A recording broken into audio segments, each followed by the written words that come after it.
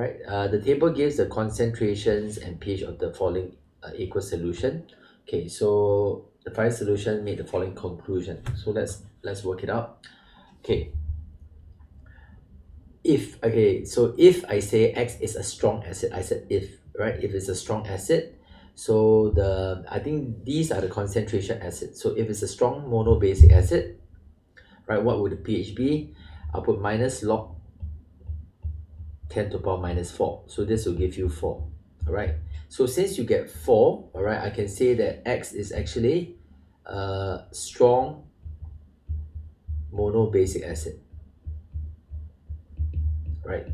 So it's true. Okay, because a strong monobasic acid will completely dissociate. Example, right? Example, if we have a 1 mole per dm cube of HCl, all right, the concentration of H plus will also be 1 mole per dm cube. Can you see that? All right. Okay. So let's look at let's look at the next one. If Y is a strong acid, because I saw it's 3, so it's a strong monobasic acid, yeah, so it's minus log 1, then it will be equals to 0. Okay, log 1 is actually 0. So but they say pH 3, so actually what I'm going to apply is Y is a weak acid. Okay, because the pH is not 0, so it has to be a weak acid. Its pH is 3. Okay, how about Z? Okay, 14. So this means it's a base. So I'm going to just say Z is a monoacidic base, which means it will only dissociate to give, or maybe it will just give out 1 OH minus per base. So, but I'm going to say it's a strong base. So it's like sodium hydroxide. It gives out 1 OH minus, right? So POH equals to minus log OH minus concentration, treating it as a strong base, right? Log 1, right? So log 1 is actually equals 0, which means pH equals to 14 minus 0 is equals to 14.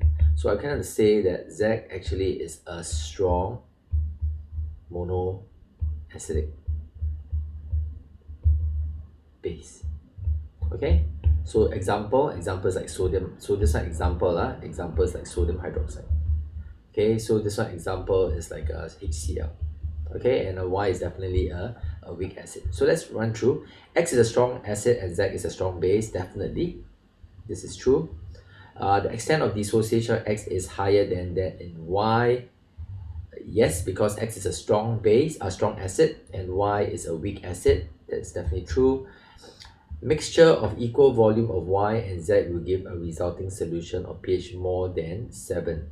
So Y is a weak acid and Z is a strong base, right? So when a weak acid and a strong base react, the equivalence pH, okay, equivalence pH must be more than 7. So this statement is also true.